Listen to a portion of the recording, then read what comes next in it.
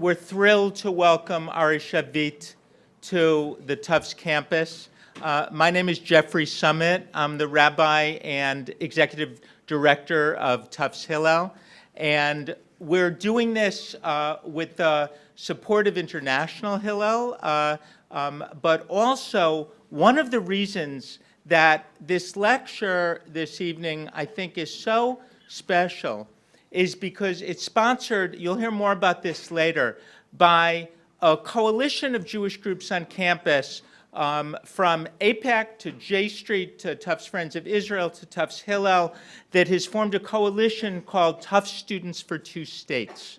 And this is a broad-based political group that's really working together with the vision that there'll only be peace in the Middle East when there's a Palestinian state that's living side by side in peace and mutual recognition and security with a Jewish democratic state of Israel. And our students are very positive in how they're working on this. Students at Tufts are not naive. They know that this is a tremendous challenge, but when it comes to a vision of real peace, of workable peace, of lasting peace, after much study and consideration, this is the joint vision that students are putting forward. And people will hear more about this, and there's a petition that if people want to sign to show their support for this approach to the resolution of the conflict, that would be wonderful, and people will be able to do that. We've been privileged to have Ari Shavit with us during the day, and I have heard a couple wonderful talks already. This is the big evening lecture. And I want to turn it over to one of our student leaders, to Ben Price, to do the formal introduction. Please welcome Ben.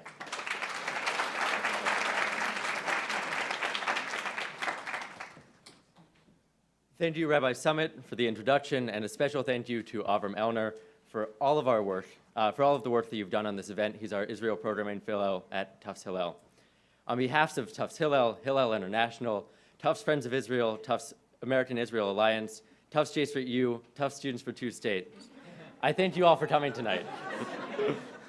It's a long list of people who wanted to help bring Ari Shavit to campus. Tufts Hillel is a place in which we work to grapple with difficult questions rather than shy away from those that make us uncomfortable.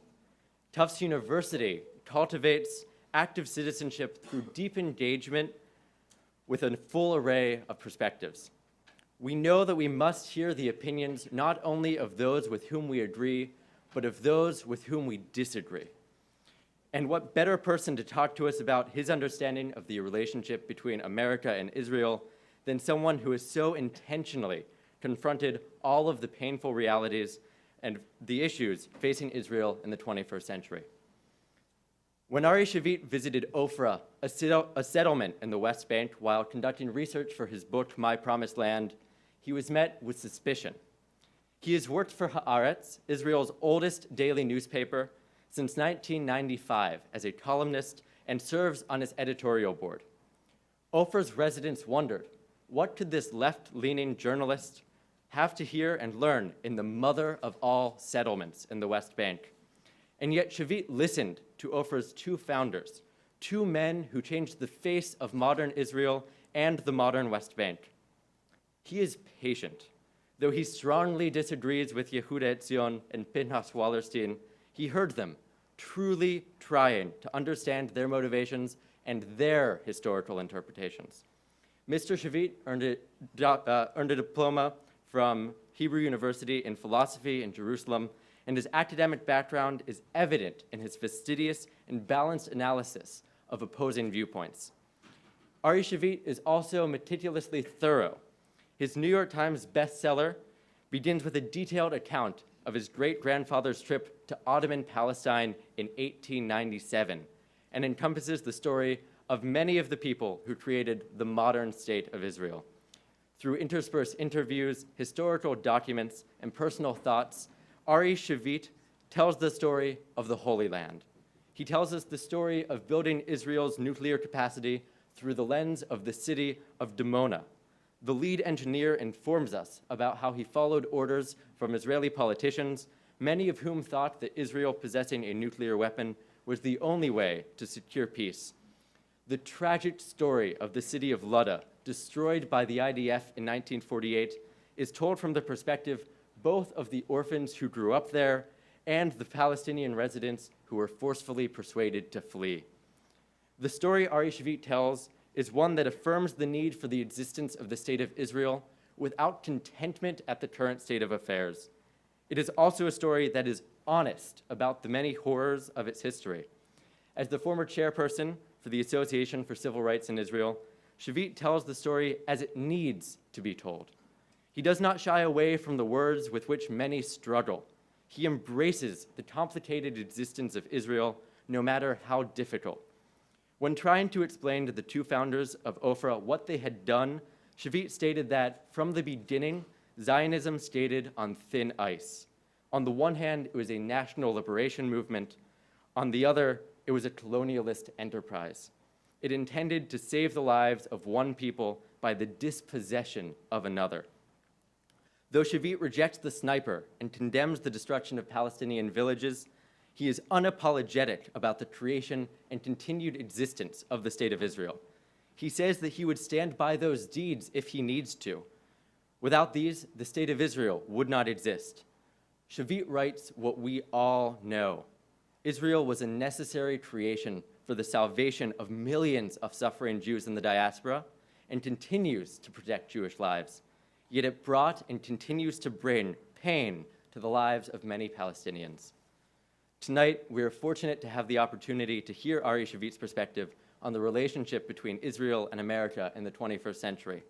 As an acclaimed journalist and best-selling author, Shavit will offer us analytic, personal, and difficult views of what must happen next for the continued success of the State of Israel. It is my pleasure and honor to welcome Ari Shavit.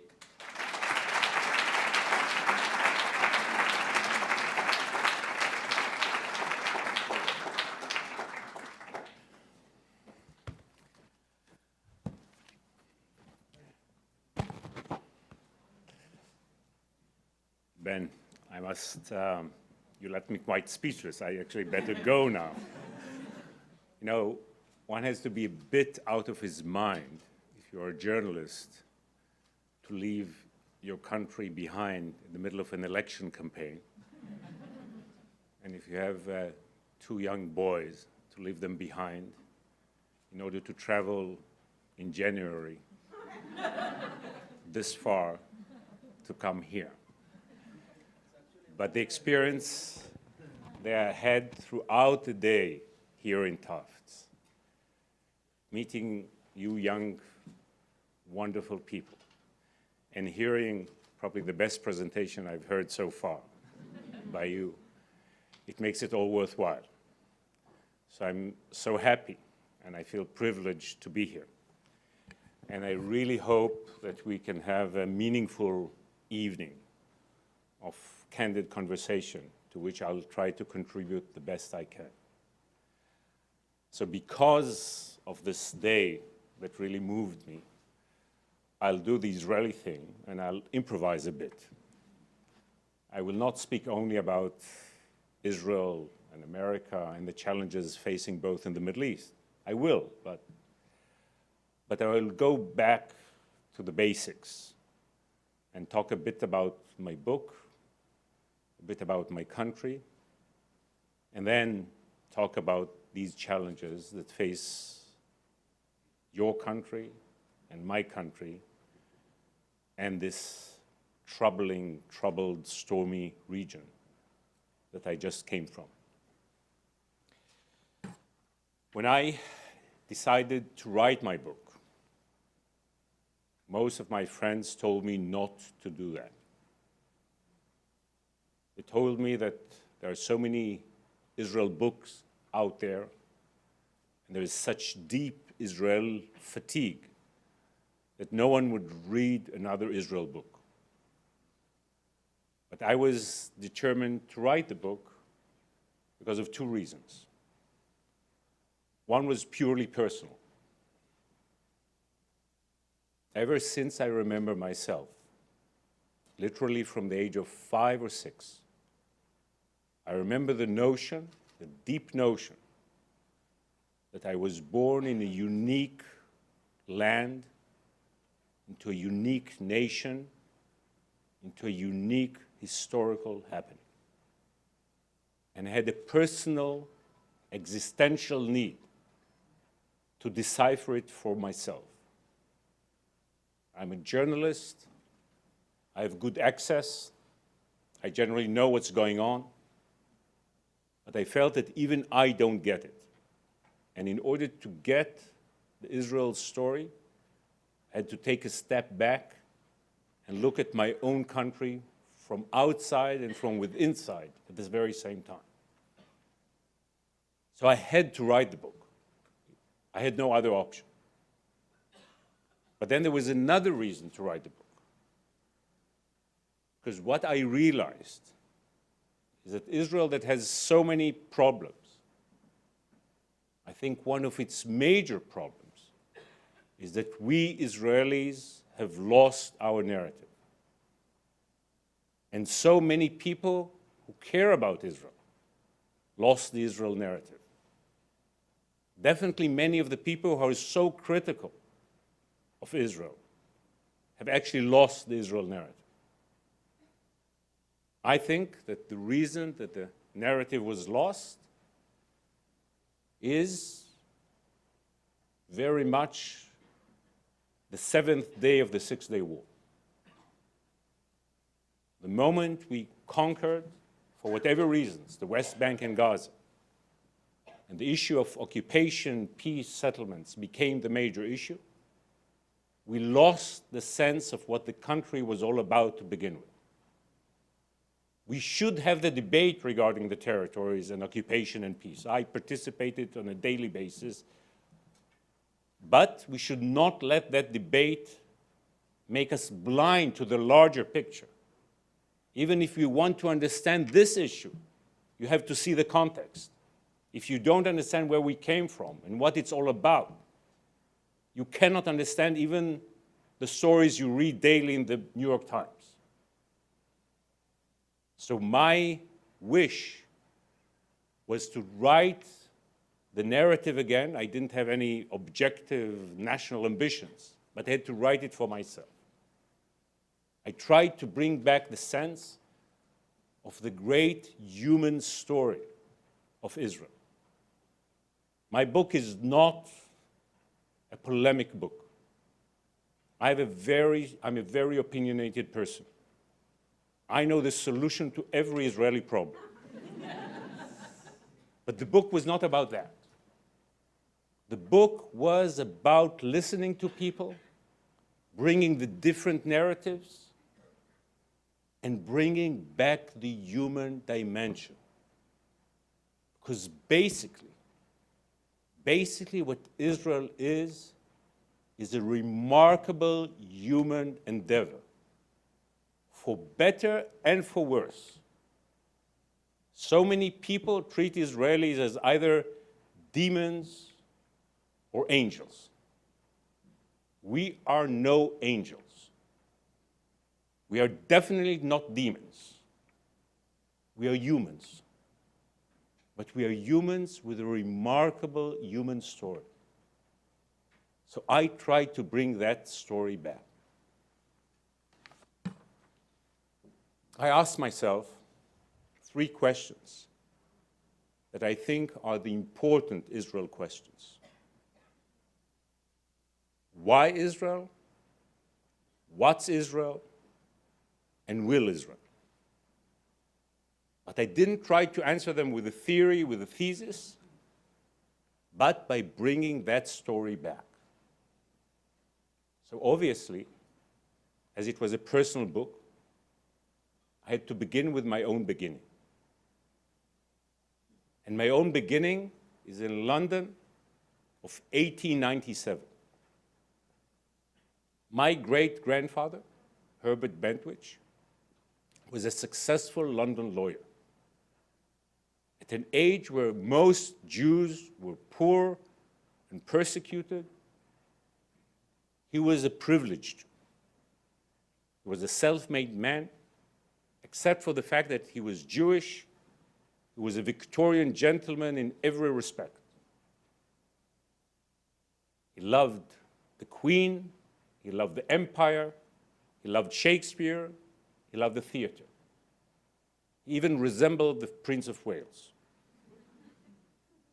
So the question I asked myself, which was a personal question, but also a non-personal question, was why would such a Victorian gentleman leave behind London, that was the capital of the world, and travel to the remote, desolate province Palestine was? Chaim Weizmann used to say that you don't have to be crazy to be a Zionist, but it helps. And my great-grandfather's journey seemed to be crazy. Reasonable people don't do things like that. But it was not crazy. Because when I looked into it, what I realized is that the early Zionists had two brilliant, tragic insights. The first one was that Europe was about to become a death trap to its Jews. And when people today talk about Zionism as colonialism, as imperialism, I think it's so important to put the context back. We were not sent there by an empire. We were not the masters of the universe. We were Europe's ultimate other for 1,500 years.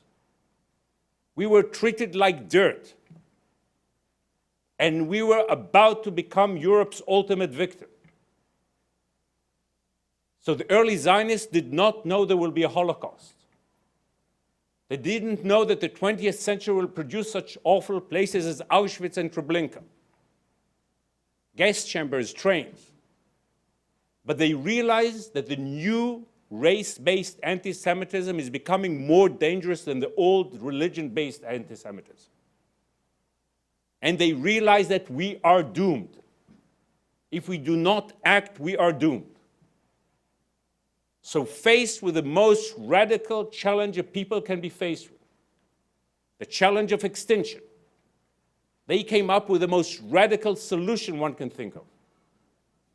And in order to save us, literally to save us, they transferred us from one continent to another, and they took a land and built a nation and revived the language.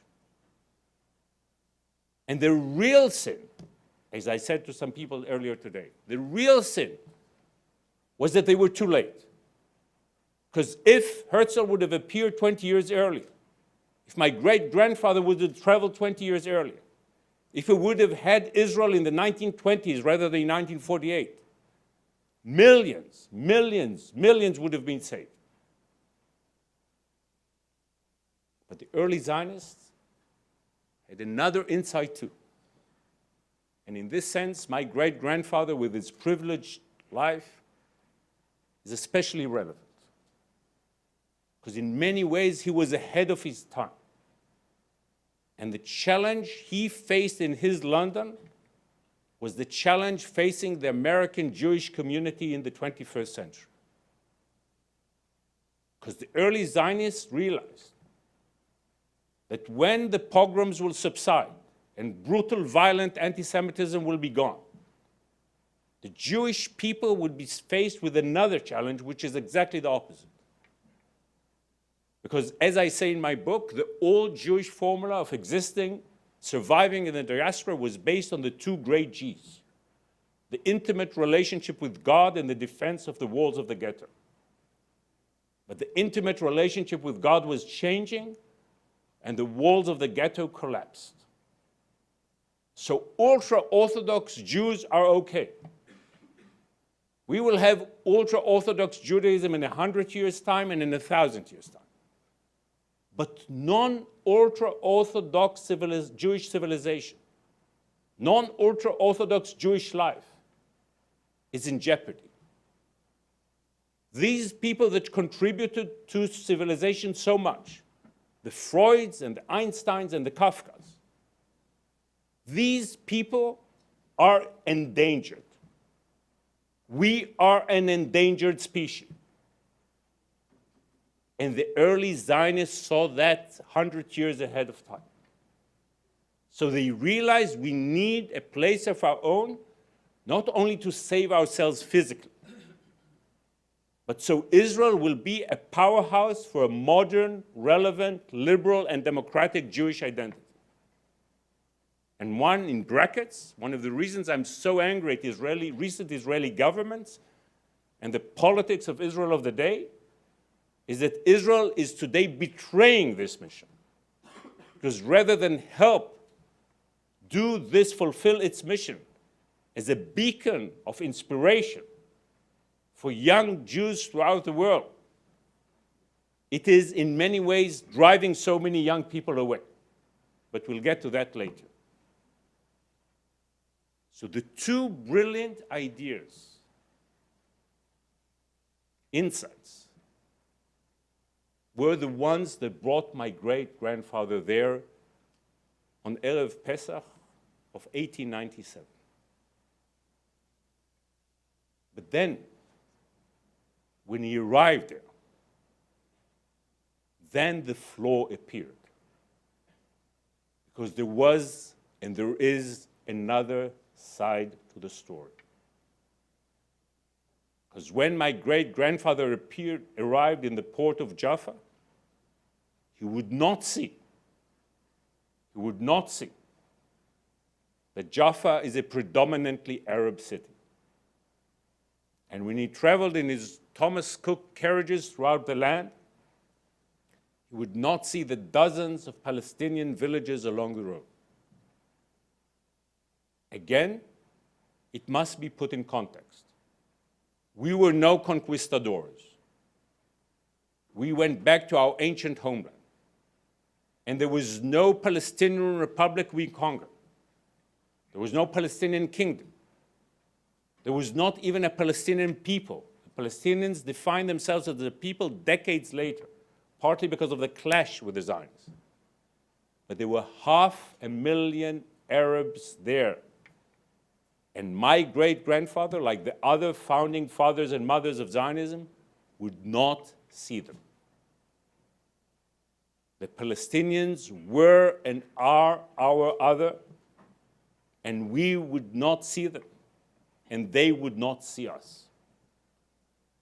So right there in the beginning, in 1897, you have the seeds of the great triumph of Israel, but you have the seeds of this terrible tragedy of the conflict that is so persistent. Who would have imagined then that they were starting a 100-year, 150-year war? But that's what the story is all about. So my book, in many ways, is this description of the struggle between the tragedy and the triumph, the hope and the despair, the greatness and the brutality. You cannot understand one without the other.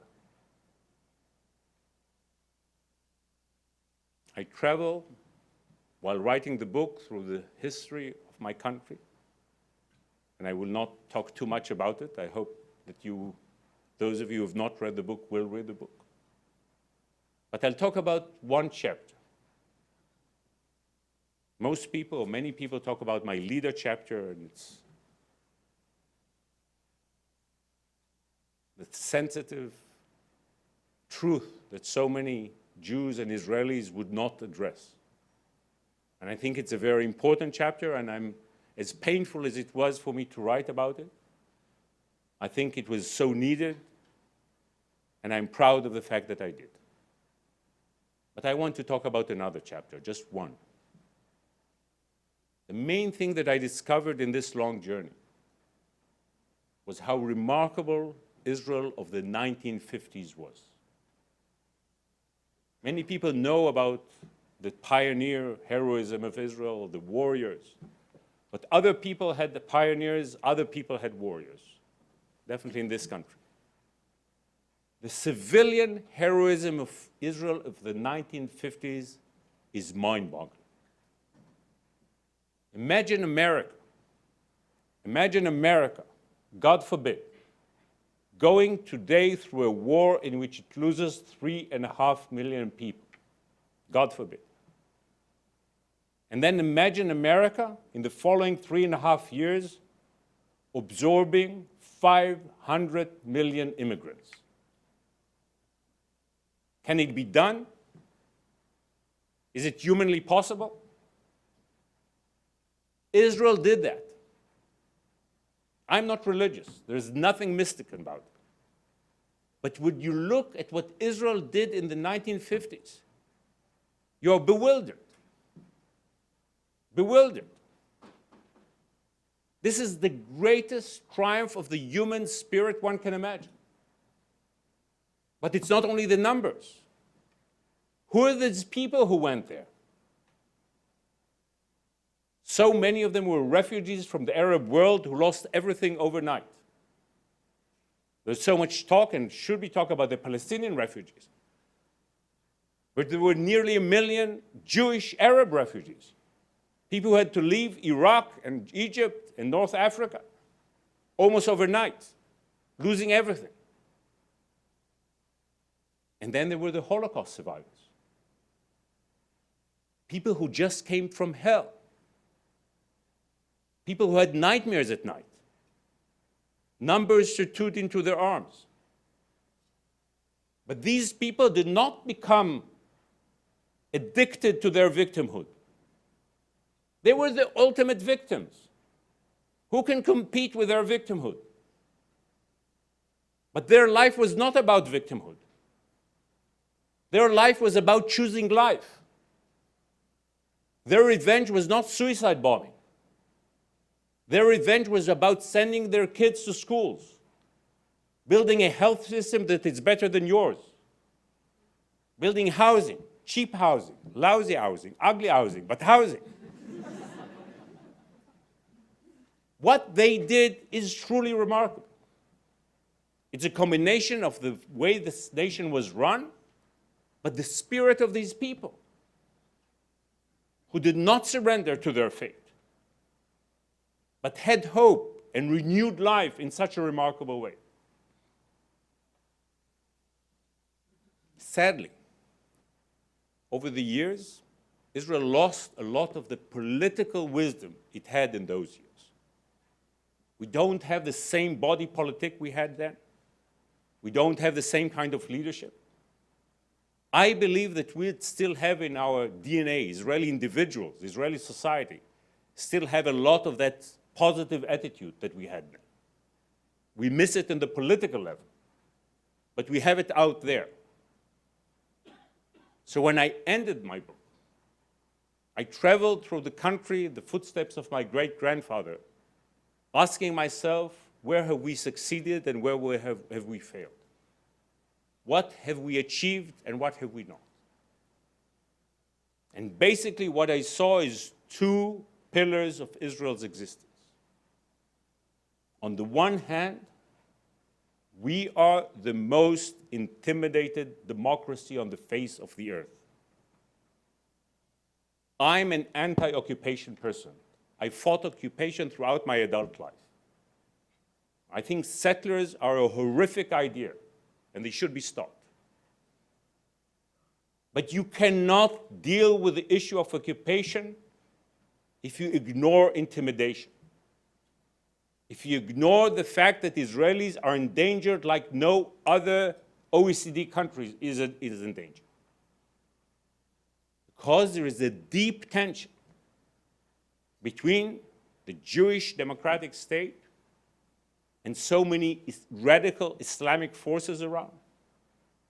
There's a deep tension between the Jewish democratic state and so many Arab nationalists who would not accept it as legitimate. And there is a deep tension between us and the Palestinians. The conflict, as I said, did not begin the day Benjamin Netanyahu walked into the office. It's a deep, brutal, tragic conflict.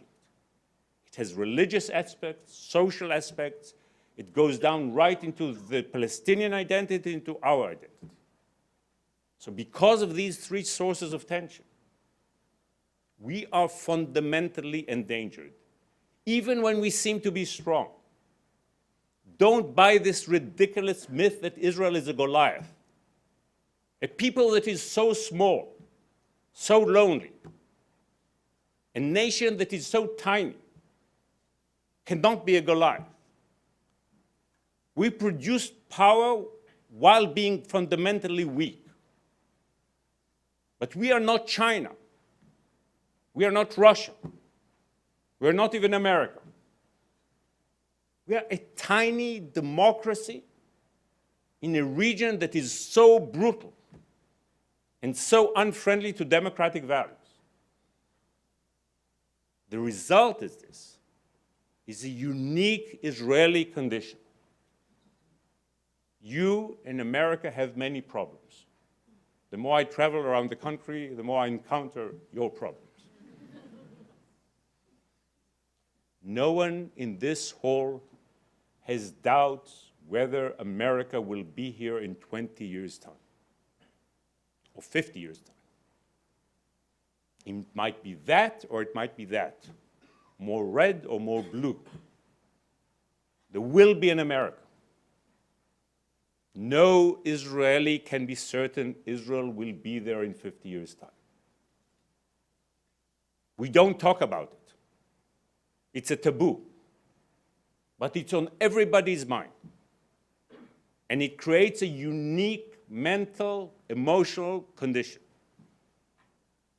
But if this is the manifestation of the tragedy I talked about, the triumph is manifested by the fact that we deal with this condition in such an astonishing way. We just don't have the words to describe it.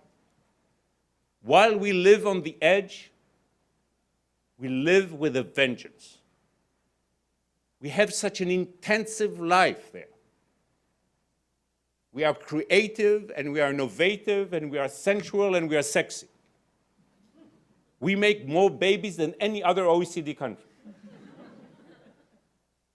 So while Zionism failed in establishing the utopia it set out to establish, it succeeded in establishing the most amazing, robust, free society one can imagine.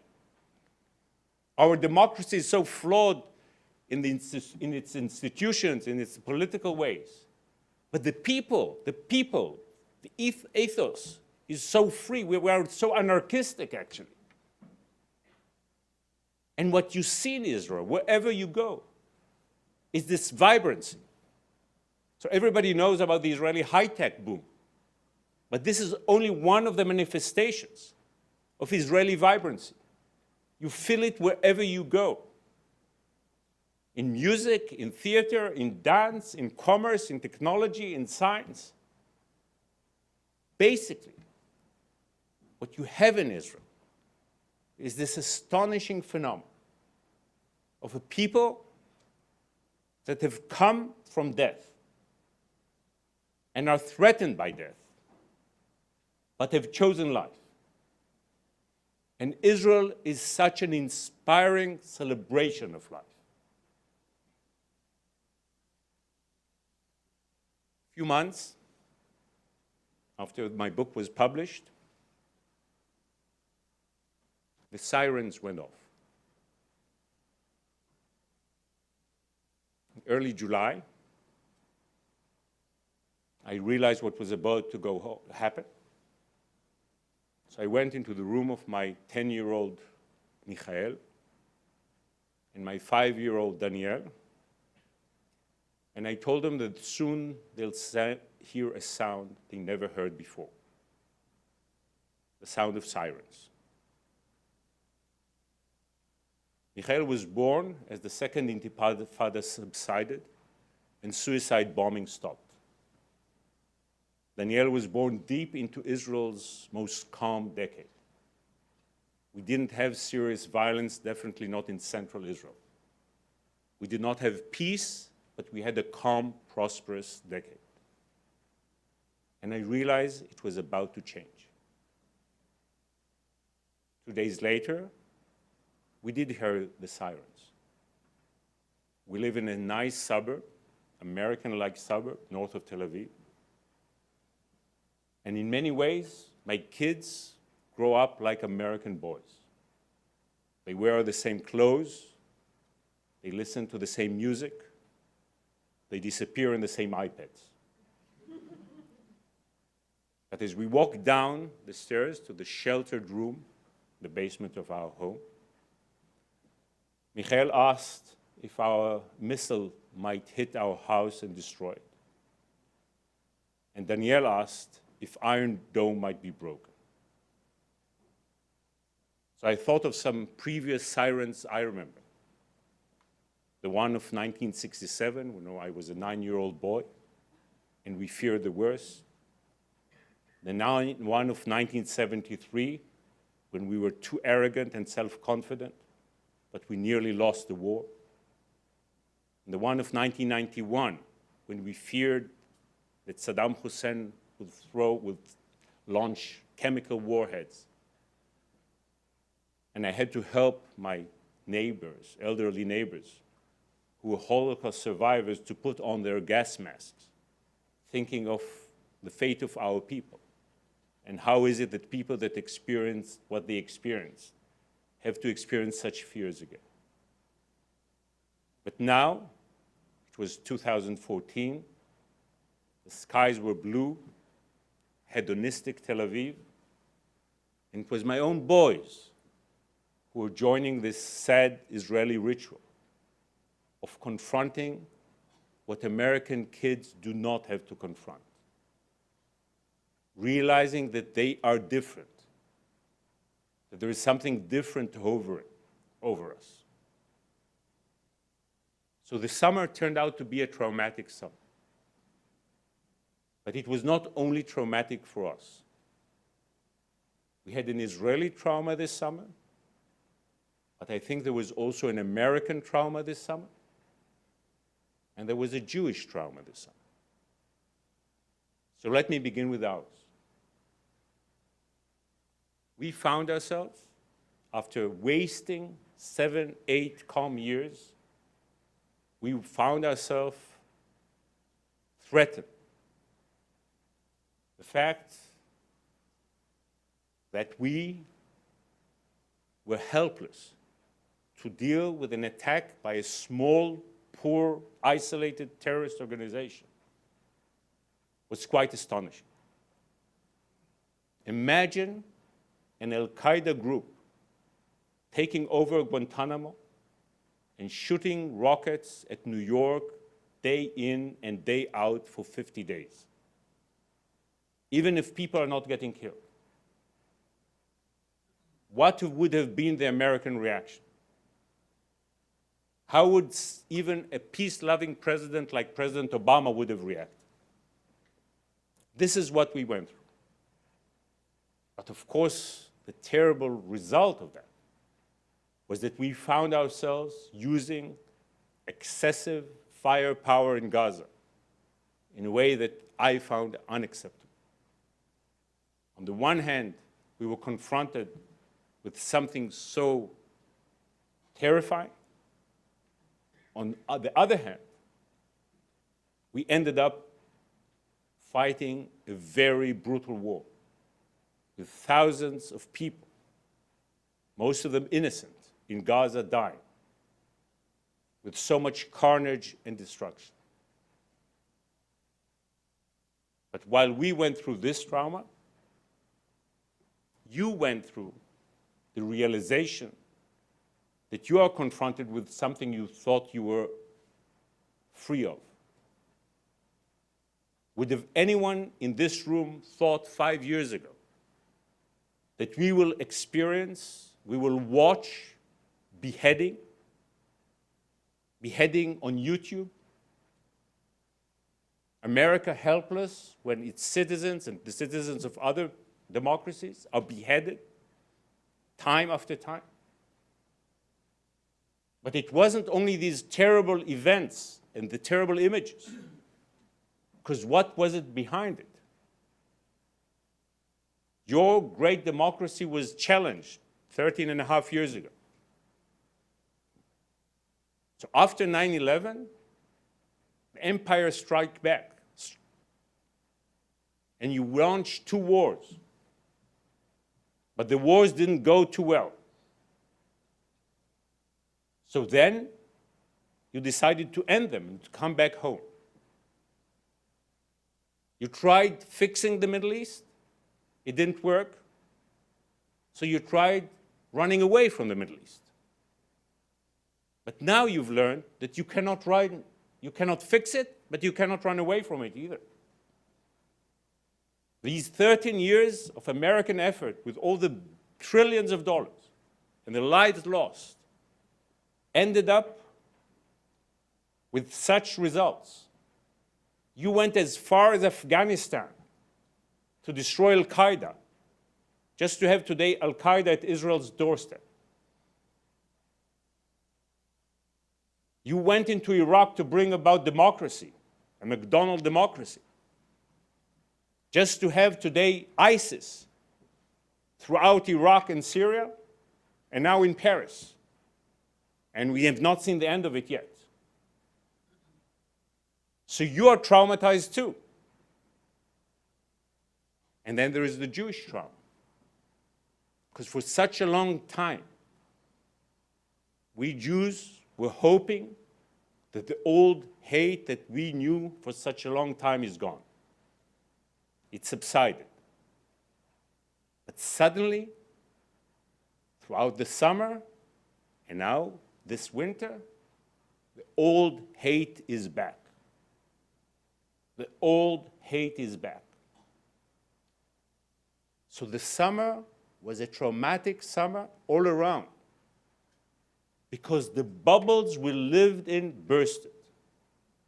The years of illusion regarding the Middle East, regarding the conflict, regarding America's role, regarding Israel's policy. Anyone with eyes in his head should see that we were all wrong. We all failed. And we are confronted with the challenges of a new era. So what are the challenges? One is Iran. Don't let ISIS make you forget Iran. And I'll make it brief. If Iran goes nuclear, it will challenge our civilization.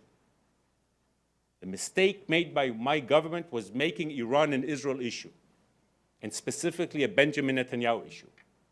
This should not be the case. If Iran will go nuclear, the Middle East will go nuclear. Saudi Arabia will go nuclear, the Gulf will go nuclear, later Egypt will go nuclear, Turkey will go nuclear, Israel will change its responsible nuclear policy. When you see all this that is going on in the Middle East, imagine nuclear capabilities injecting into this. 9/11 is like a joke. The implication of that is that the next 9/11s will be nuclear 9/11s. We cannot have that happen. And yet, while this is a challenge to our civilization, this is a failure of our civilization because we did not stop it in time. The next challenge is the Arab chaos. We were all so hopeful 4 years ago. It's exactly 4 years now. It began in Tunisia, it went to Egypt. We all hoped that democracy has arrived in the Middle East. So many people thought it's like East Europe in '89, some compared it to the French Revolution or to the American Revolution. But 4 years later, you think of what are the options facing a young Arab or a young Arab man or a young Arab woman. Only in Tunisia there is some hope.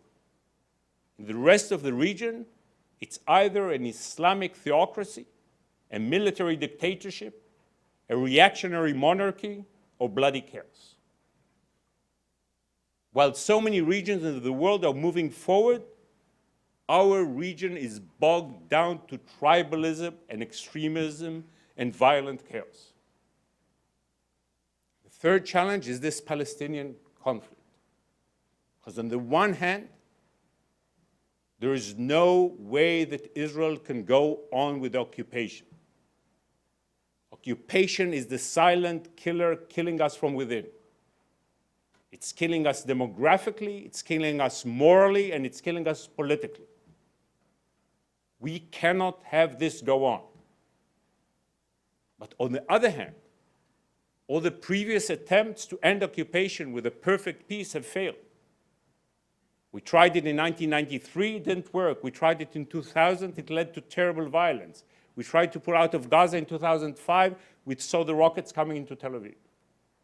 So we are in a bind. We must act, we must change, but all previous attempts to change have failed.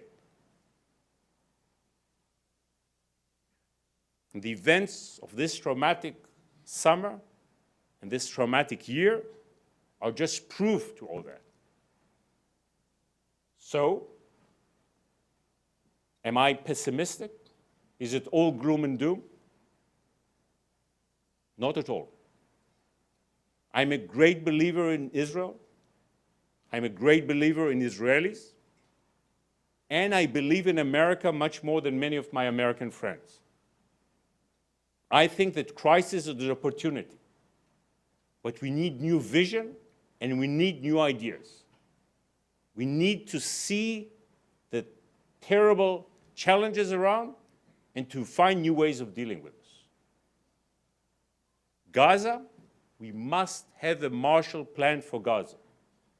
We must fight Hamas, which is a totalitarian organization, but we must give life and hope for the 1.8 million Palestinians in Gaza. Water plants, power stations, housing projects. Not having a Marshall Plan for Gaza after this terrible summer is a crime. It's a crime. Because it would lead to another war soon. But if we do the right thing, we can change the reality even there. Regarding Iran, there is a great opportunity because of the collapse of oil prices. Iran won the technological battle, but it almost lost the economic battle. If we do not blink, if we use assertive and creative diplomacy, it's not too late to deal with Iran. Regarding ISIS and regarding the Arab chaos and regarding the Palestinian conflict, Palestinian-Israeli conflict, we need a new strategy for the Middle East, an overall strategy. And what should the strategy be based on? On the fact that so many moderate Arabs, moderate Palestinians, and moderate Israelis are terrified of what is happening. They're afraid of Iran, of ISIS, of the Islamic Brotherhood, of Al-Qaeda, and they're willing to work together. But the problem is that these moderate Arabs do not have today enough legitimacy to sign a formal peace agreement. They want to, but they cannot. So rather than work on a formal, immediate, overall peace that is not there right now, we must have a gradual de facto peace. We have to find understanding between people with no White House ceremonies and no Nobel Prizes. We had a de facto peace with Jordan for 24 years, between 1970 and 1994. This should be the model for the new Middle East. Because so many moderate leaders want to work together, but they need American leadership and creativity in order to make this work. Within that context of what I call a new peace, we can also deal with occupation, while dealing with it gradually, not overnight, but with a settlement freeze in the West Bank, and then gradual Israeli pullouts, while the Palestinians build cities like Rawabi, and the Saudis and the Gulf people funding this, we can actually bring everyone together into doing something positive. There is terrible danger in this chaos, but there are great opportunities, and we must take use of all these. But at the end of the day, and I'll end with this, we, on the one hand, need American leadership again. As I said, sometimes I feel I much more admire America than so many Americans. With all the mistakes and all the flaws of American foreign policy, America gave the world better leadership in the last 70 years than any other superpower could have given. So you made terrible mistakes in the last 20 years, and you are traumatized by them. But there is no way for you to ignore the world, and there is no way for the world to have a reasonable order without your leadership. You need the determination, and you need the intellectual creativity. We Israelis must change our ways. Right now, the dynamics are very troubling. But we must change them, and we can change them. And the main reason we must do this is because we are who we are. We are not China. We cannot do Tibet. We are not Russia. We cannot do the Ukraine. We have morality as part of our DNA. We cannot be just about brute force. So while the older Zionists knew that we must combine realism with morality, we lost that wisdom in the last 10, 20 years. I believe that the only way to guarantee our future and to make us relevant to young Jews and young non-Jews throughout the West is to bring back a strong sense of a new, renewed liberal Zionism that is moral, that is liberal, that is democratic, but it's also realistic. If we'll have the kind of imagination, creativity, determination that our founding fathers and mothers had, we shall prevail. As I said, I ask myself 3 questions. Why Israel?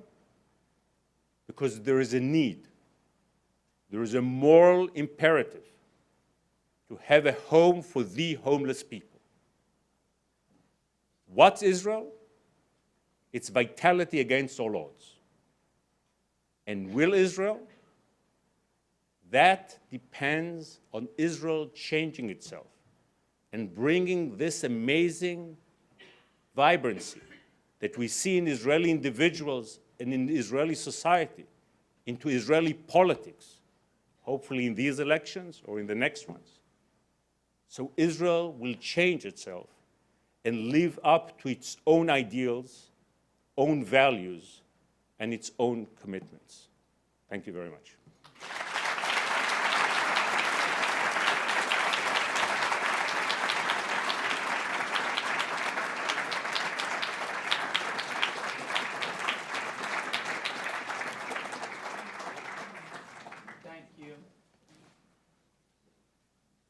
What we're going to do, Ari, thank you for that wonderful talk. Thank you. We have stuff to talk about now.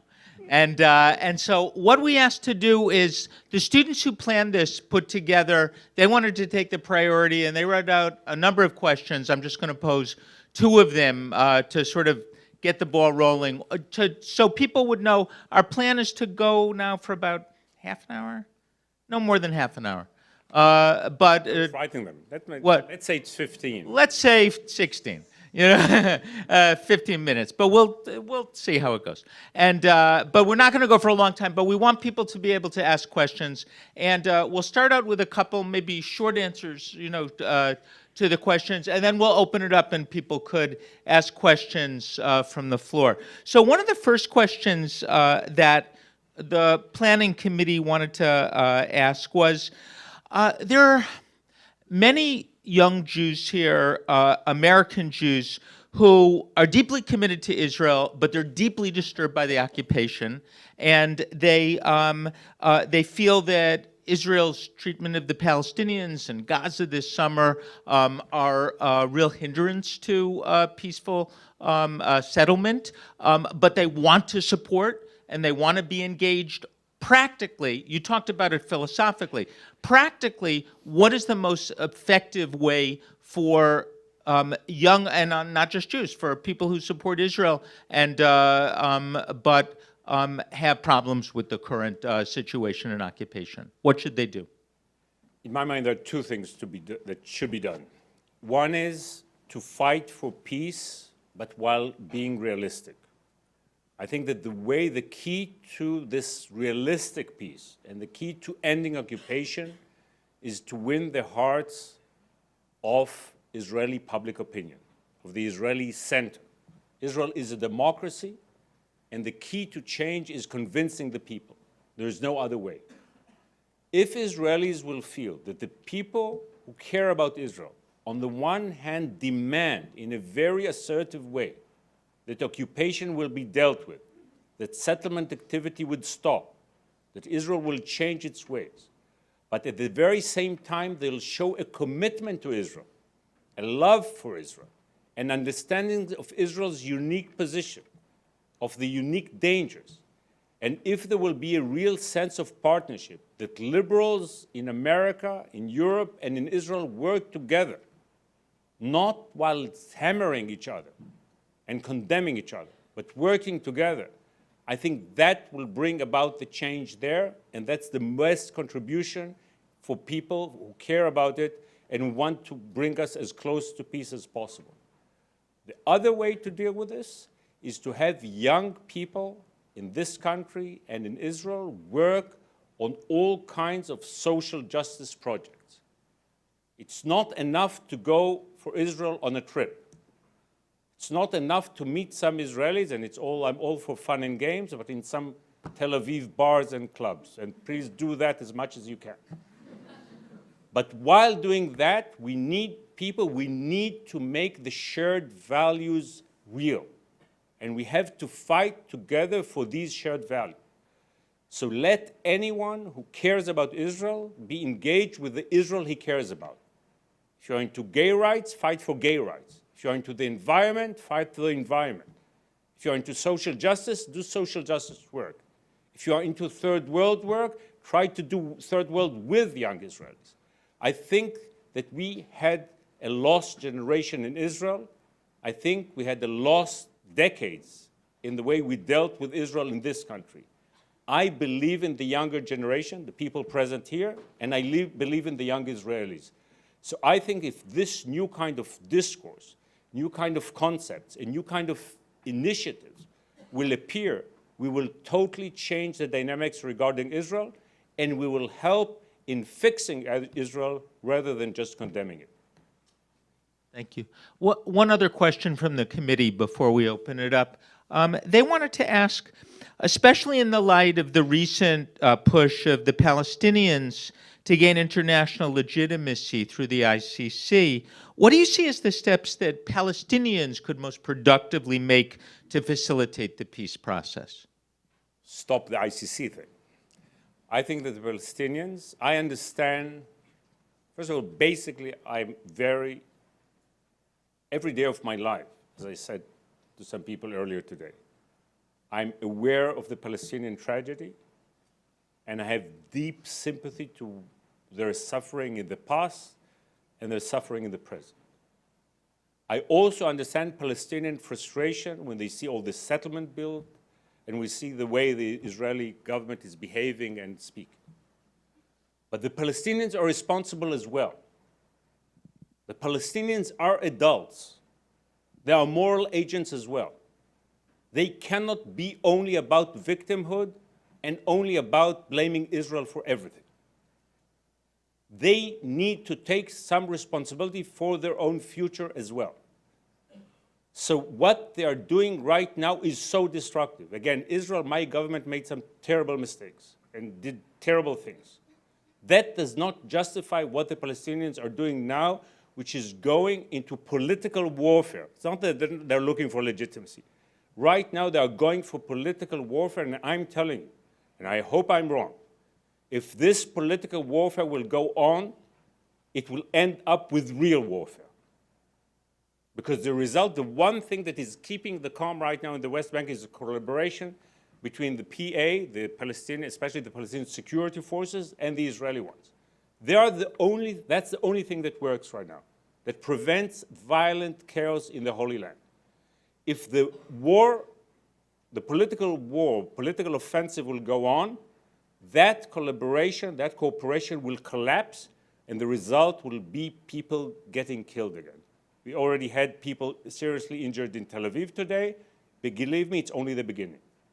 If we do not change the dynamics, if Israel does not go back to being generous and open and really showing real goodwill, and the Palestinians stop this deterioration, stop going down this way, we are heading for another round of this terrible tragedy. So it's everybody's responsibility to stop the negative dynamics right now and create positive dynamics as soon as possible.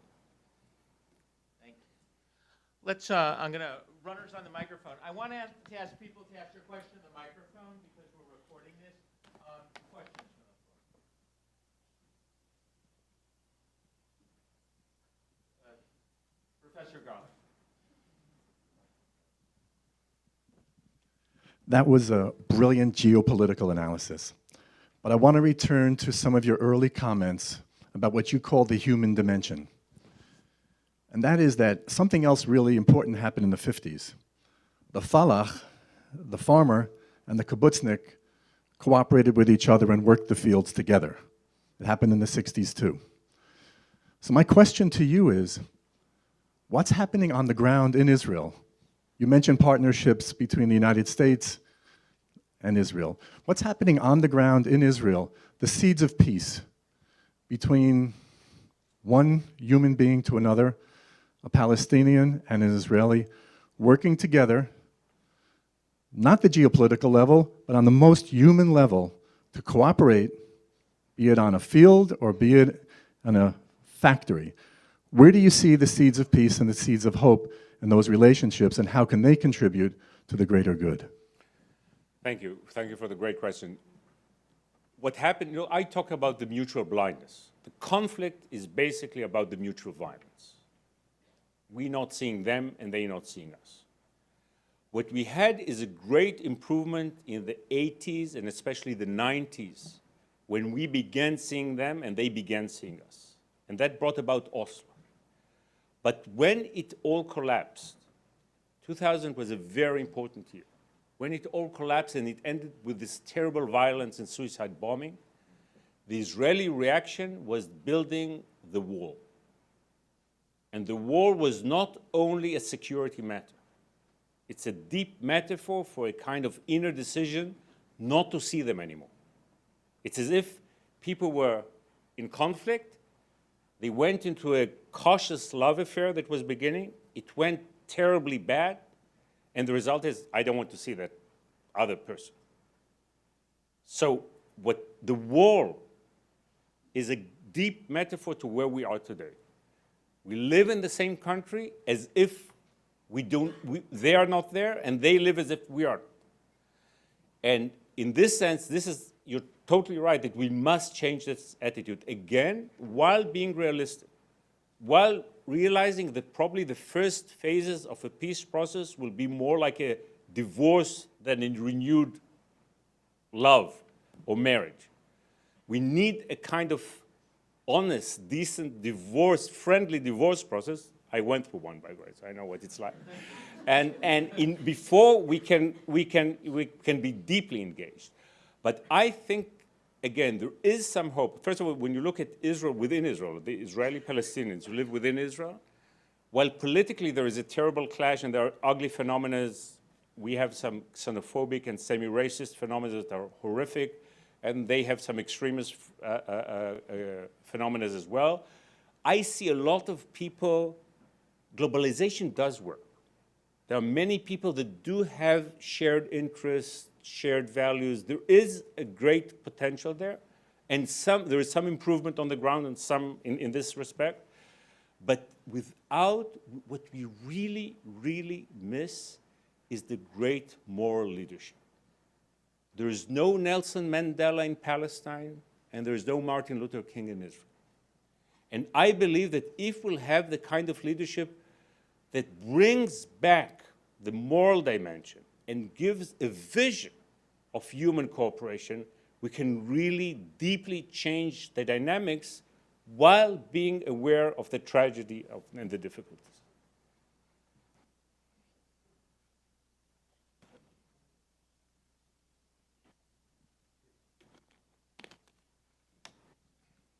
I personally believe that there is a lot to do with education on both sides. And I think that we did a lot in our side, in educating our people in Israel about the Palestinian narrative.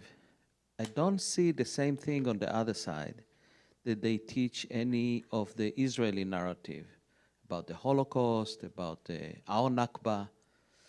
And we, the Israeli, are more looking at what is going on with them. What should be done, or from our part or from their part, to improve learning about our narrative? So I slightly respectfully beg to differ regarding to the extent to which we are aware of their narrative. I agree that perhaps Israel is slightly better than the Palestinians, but we are not good enough, and we are not that good. So I think that, again, both things must happen. So you are totally right that education is crucial. Incitement is unacceptable, and you have incitement definitely on the Palestinian side, but also on the Israeli side. On the Israeli side, I think more than incitement, you do have this turning your back. Israelis have collectively decided to live as if there are no Palestinians. And when I look at Israel of recent years, I see Israel as if we took a decision that we do not belong in the Middle East, actually.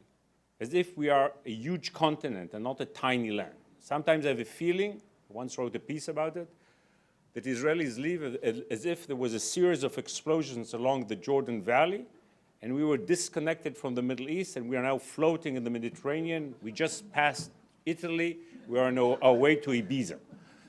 You know, so we ignore the Palestinians, we ignore the Arab chaos, we ignore Iran, even Iran, you know, we ignore it all. Now I'm talking about like the reasonable middle of the road Israelis, not about the extremes.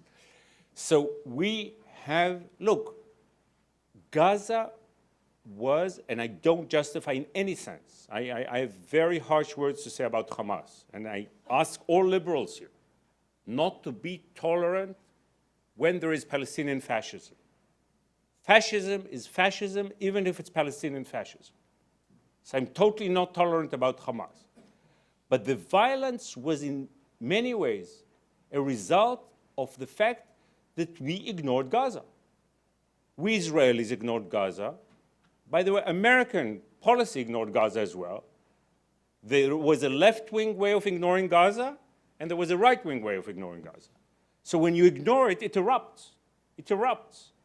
So we have to remind the Palestinians, I agree, there should be a moral demand of the Palestinians to understand the Jewish saga, to understand that we are not Martians, we are not aliens to the land, we have a history, we are connected to the land, and we had an existential need to build our home there. They must understand it, and it must be talked about. At the same time, we must be aware on a daily basis that they are there, that the way they live now is unacceptable, and for our own sake and for their sake, we must care about them. So this Marshall Plan that I talked about is so needed, but you need it throughout. You need to work in a very active way to understand that Palestinians must have their liberty, they must have their rights, while we must have our, not only security, but our ability to live with a sense of security, with a sense that we are not endangered in such a way.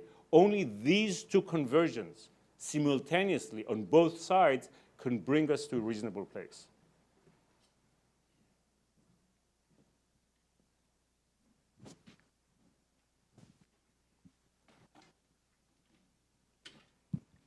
Hi. You talked about public opinion, changing public opinion, coming elections. Do you see any movement or political figure in Israel that can lead the change in public opinion? And on the other hand, from the Palestinian side, is there any way that figures can do piece together in the near future? So let me talk about Israel first, because we do have a vivid democracy, sometimes too vivid. I ask people not to give up on Israel. Now, I think that the perception that Israel became so right-wing, so religious, so extremist is premature. It might go that way. We don't know. There is a real battle for the soul of Israel. We don't know who will win. But right now, most Israelis want Israel to be America. They're not into extreme ideology, into nationalist ideology. Most people want a life, a home, education for their kids, to buy an eBay. This is where most Israelis are pragmatic, not like benign, not heroic, but are pragmatic and like positive in their attitude to life, as I said. So we must talk to them and convince them and work with them. This is something that we have not done. So many people think Israel has went crazy. And I remind these people that when I came to this country after the elections of 2004, my American liberal friends said the country is gone. It became so conservative. It's all God, gays, and guns. The evangelists are controlling the Republican Party, and they control the country. 4 years later, Barack Obama was elected. So this is the beauty of democracies. Things change. Don't be deterministic. Don't be pessimistic. If we'll do the right things, we can change it. I think there's already proof. I don't know what the results of the Israeli elections will be. It can go either way. And a lot has to do with whether we'll experience violence until then. Believe me, if there's one concern I have, well, my major concern, that if we'll have more terrorist events before the elections, that might drive the nation really again to the extreme right. But so far, you've seen positive dynamics in this election campaign. So the challenge is to bring these new ideas. We need leadership, of course. I hope there's some sort of new leadership emerging in Israel, and I see some new faces that I'm very happy to see joining politics. So there's some good news, but we need this new vision, these new ideas, this new discourse.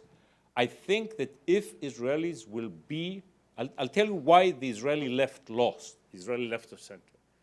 Because many Israelis felt that their traumas were not addressed, that their fears, their legitimate fears are not addressed. We ignore them, we peaceniks ignore them. If we will address these issues, if we will prove to the middle-of-the-road Israeli that we know what the world is about, we understand how rough the neighborhood is, and yet we're bringing an idea of how to change it in a reasonable, safe way, I think we can change Israel dramatically in a relatively short time.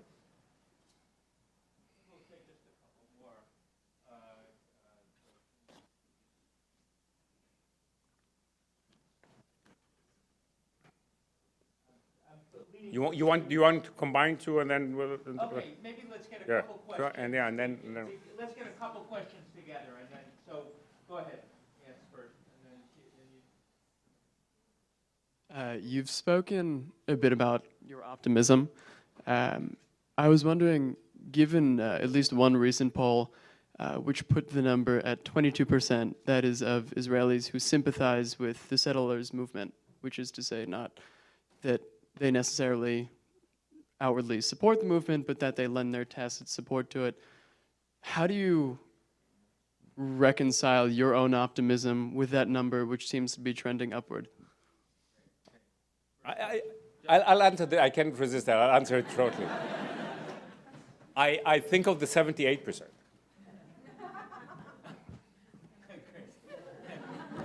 Jill? Okay, question, do we have a mic down here? Yes, after that.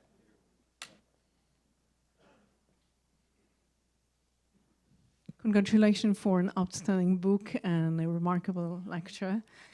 You mentioned the phenomena of the ultra-Orthodox solid society and the fading secular society. What is your solution or ideas to create a new culture, which is a secular culture and not only, you know, based on hedonism or something like this?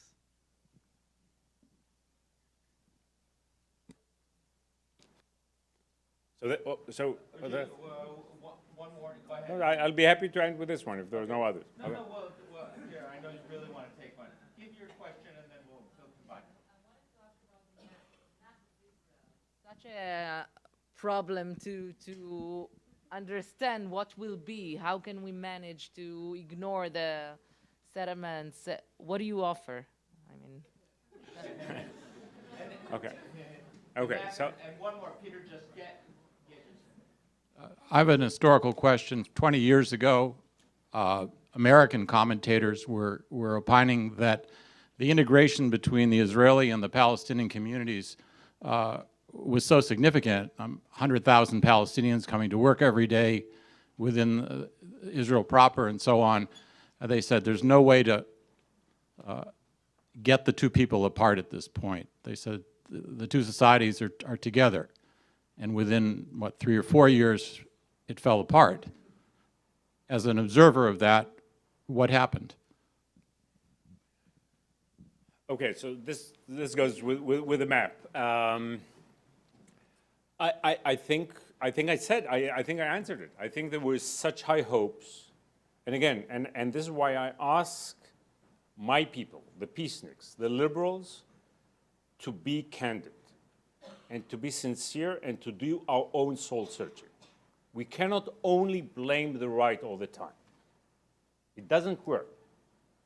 So we have to see that we were totally right about occupation and about settlements, but we were wrong in promising that peace is around the corner. That if Israel will just do the right thing, there will be a magical peace. We ourselves became a bit messianic. While they're messianic, we became about a bit messianic.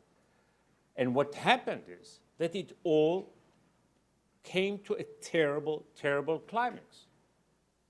So from 93, even before, but definitely from 93, we were walking up the hill to peace, believing that within a year, if I remind you the rhetorics of the time, the Middle East will become the European Union.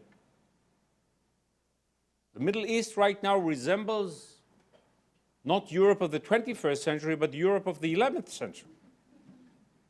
And we were eluding ourselves. We were talking things that were ridiculous.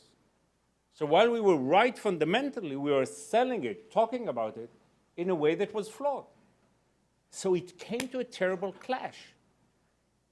I mean, the Camp David Peace Summit is so important. You cannot understand anything if you don't understand. So don't get in, never mind the blame game. Was Barak not polite enough, Arafat not shaved enough? I don't know what the issue was. The issue was that Israel, for the first time, broke all its old taboos. It's agreed to a Palestinian state, agreed to divide Jerusalem, agreed basically to give 100% of Gaza and 95% of the West Bank.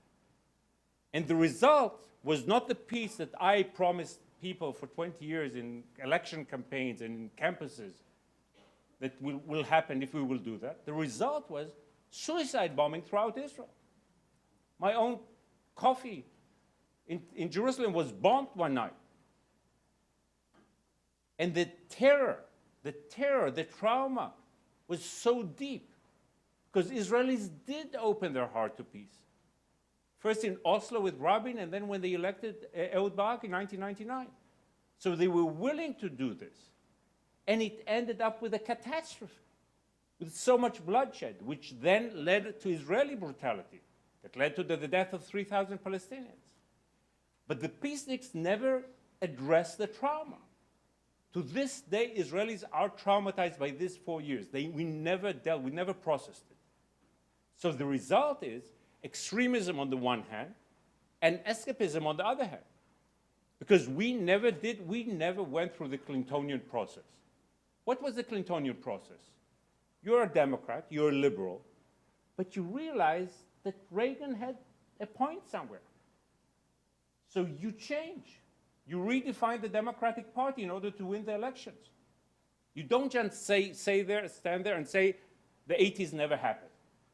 The same happened with New Labour in Britain.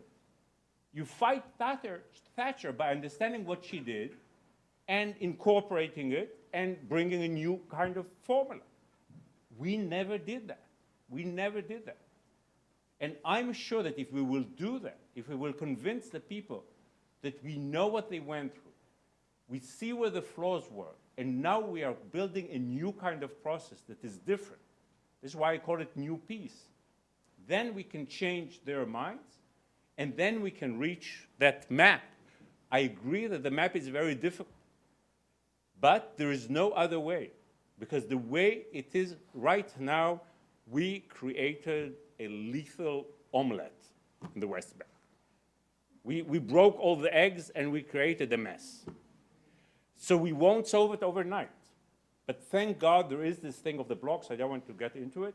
That most of the settlers are concentrated in the blocks, and that gives you some way of dealing with it.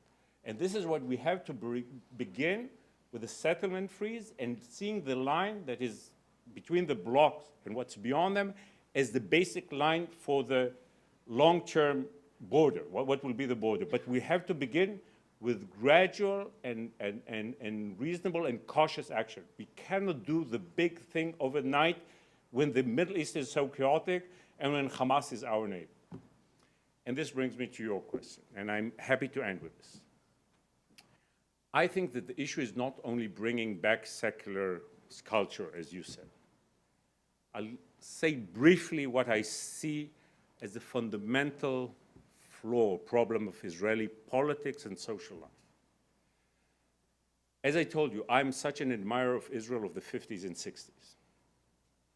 But there was a terrible price for what we did in the 50s and 60s, because it was based on oppression of minorities, oppression of individuals, whether they are Palestinians, Mizrahim, Sephardic people, even Holocaust survivors, ultra-Orthodox religious people. So in the 70s and 80s, people rebelled against the old regime. And the rebellion had to happen.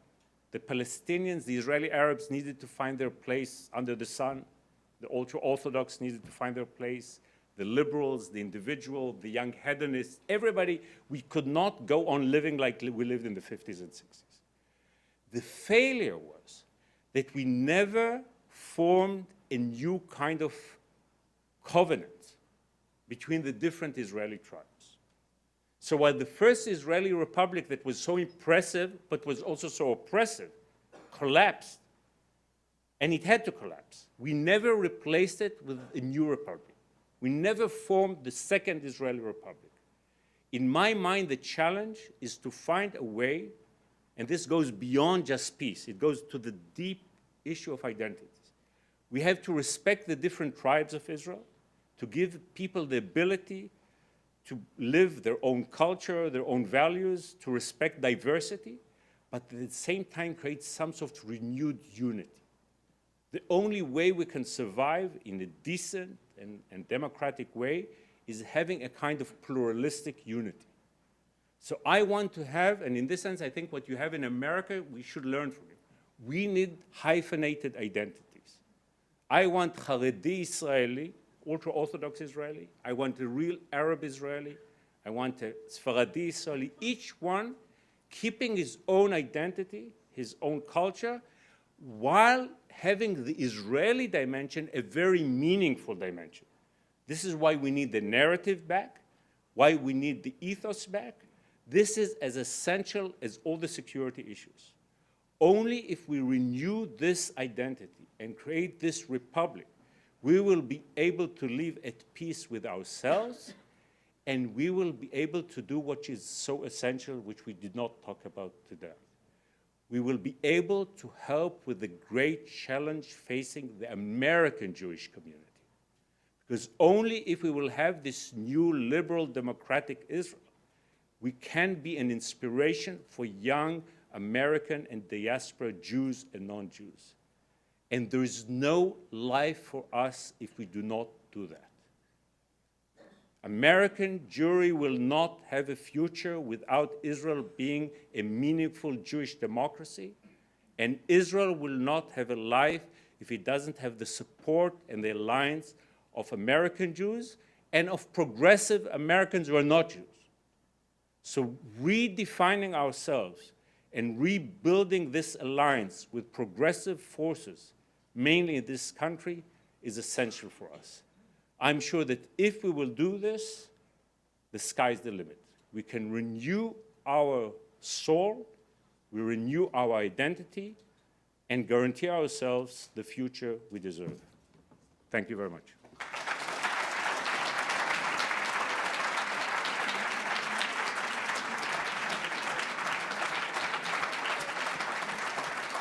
I want to turn this over to Avram Elner to do the thank yous for all the people who worked on this. But before we end, I just want to take a prerogative and say, could you say 2 sentences about our students' project that they've worked so hard on with tough students for 2 states? Are you behind it? Do you know, what's your thought on this? I'll say 3 words. Count me in. Great, thank you.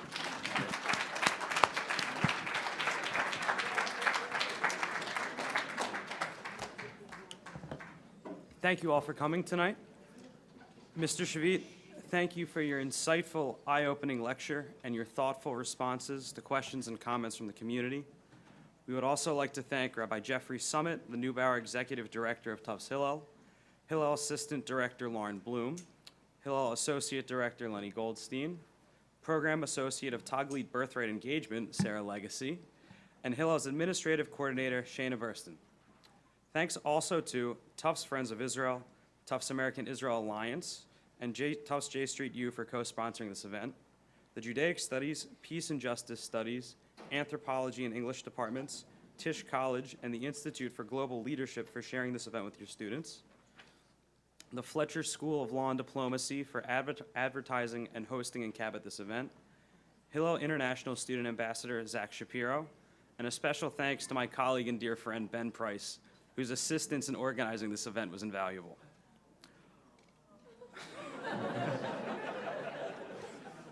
Finally, I would really like to thank Tufts Students for 2 States and its coalition members for not only all that they have done to do in order to make this event possible, but for all they have done and continue to do in order to work towards promoting the 2-state solution as the viable option for peace between Israelis and Palestinians. Personally, I believe that the work they are doing has the power to bring understanding and reconciliation. Please take the time to read and possibly sign the petition at tsforts.com. Thank you, and have a good night.